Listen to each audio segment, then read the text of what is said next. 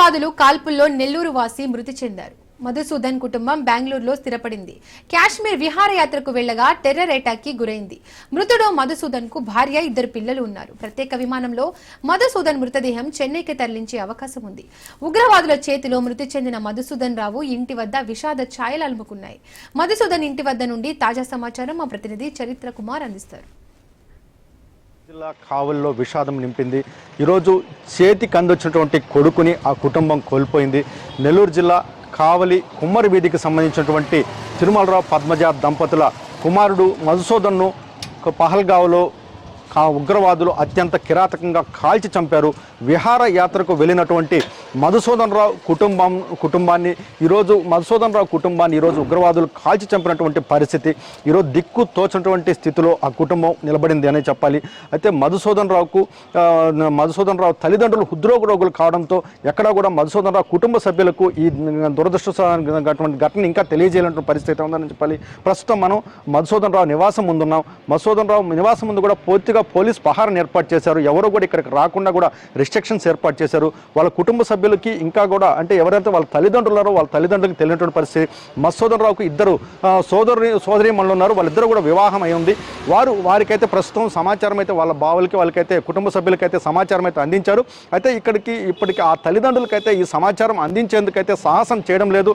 ఇటు ప్రభుత్వం తరపు నుంచి కానీ అలాగే ఈ కుటుంబ సభ్యులు కానీ ఇప్పుడే స్థిమితంగా ఆ కుటుంబానికి ఏదైతే ఆ తిరుమలరావుకి పద్మజ దంపతులకైతే జరిగినటువంటి ఘటనని వివరించేందుకైతే మాత్రం ప్రయత్నం అయితే నిదానంగా చేస్తున్న పరిస్థితి అయితే ఉందని చెప్పాలి.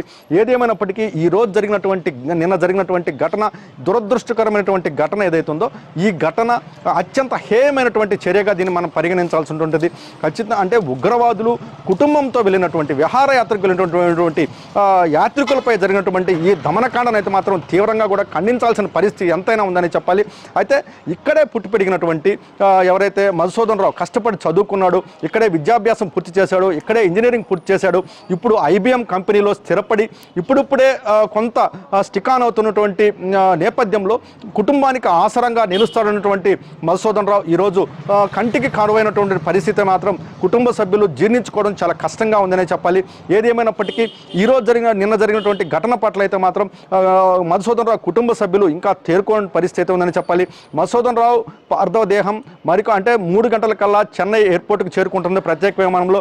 అక్కడి నుంచి కావలికి వచ్చేసరికి సాయంత్రం 7 అవుతుందని కూడా అంచనా వేస్తున్నారు. అయితే ఆ తర్వాత ఇక్కడ అన్ని ఏర్పాట్లు చేసేటువంటి పరిస్థితి ఉందనే చెప్పాలి. ఏదేమైనప్పటికీ ఇప్పుడే మనం చూస్తున్నటువంటి పరిస్థితుల్లో సెంట్రల్ మినిస్టర్ అమిత్ షా కూడా జరిగినటువంటి ఘటన మృతుల కుటుంబాలకైతే ఆయన కూడా సంతాపాన్ని తెలియజేసిన వాళ్ళని పరామర్శించినటువంటి ఘటనలు కూడా మనం టీవీలో ఆ దృశ్యాలు కూడా చూస్తున్నాం. అయితే ఈరోజు కావిల్లో అయితే మాత్రం ఖచ్చితంగా ఈరోజు అత్యంత నిర్మానుషంగా ఈ ప్రాంతం ఉంది. పోలీసులను అయితే మాత్రం ఇక్కడ ఉంచారు. పోలీసులు కూడా ఎవరు ఇక్కడికి రావద్దు, బంధువులను కూడా అలౌ చేసి పంపిస్తున్నారు. అంటే ఎక్కడ ఆ తల్లిదండ్రులకి ఆ ఘటన తెలిస్తే ఒక్కసారిగా వాళ్ళు ప్యానిక్ అవుతారా అంటే నిదానంగా సంజాయించి చెప్పాలనేటటువంటి ధోరణులు అయితే మాత్రం ఇక్కడ ఉన్నారు. ఇప్పటికే స్థానికంగా ఉన్నటువంటి RDO, MROకి జరిగినటువంటి ఘటన అయితే తెలియజేశారు. జిల్లా ప్రభుత్వం నుంచి ఉత్తర్వులు అయితే సమాచారం అయితే అందించారు. అలాగే స్థానిక పోలీసులు ఇక్కడ ఉన్నటువంటి 1 టౌన్ పోలీసులు అయితే మాత్రం పూర్తిగా ఈ ప్రాంతంలో ఏదైతే బంధువులు అలాగే ఆయన స్నేహితులు వస్తున్న వారిని పట్ల అయితే మాత్రం కొంత కూల్ చేస్తున్నారు. వెళ్ళి వాళ్ళకి కనిపించి వాళ్ళని ప్యానిక్ చేయొద్దని.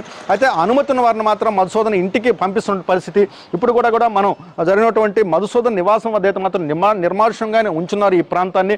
ఎక్కడ కూడా మధుసూదన్ తల్లిదండ్రులకి తెలిసిన తర్వాత మాత్రమే ఇక్కడ జరిగేటటువంటి కార్యక్రమాలన్నీ కూడా జరిగేటట్టుగా కూడా ఏర్పాటు చేసినట్టు కూడా మనకు తెలుస్తున్నటువంటి పరిస్థితి. అయితే మధ్యాహ్నం 3 గంటల కల్లా ప్రత్యేక విమానంలో మధుసూదన్ మృతదేహం చెన్నైకి వస్తుంది. అక్కడి నుంచి ఇక్కడ దగ్గర 3-4 గంటల ప్రయాణం ఉంటుంది. ఈ 3-4 గంటల ప్రయాణంలో చెన్నై ఎయిర్పోర్ట్ నుంచి నేరుగా కూడా కావలికి తరలిస్తారు. ఇక్కడ రేపు ఆయన అంత్యక్రియలు జరిగేటటువంటి అవకాశం ఉన్నట్టు కూడా బంధువుల ద్వారా మనకు తెలుస్తున్న పరిస్థితి ఉంది. కెమెరామెన్ భరత్తో చరిత్ర కుమార్, రాజ్ న్యూస్, కావలి మధుసూదన్ నివాసం నుండి.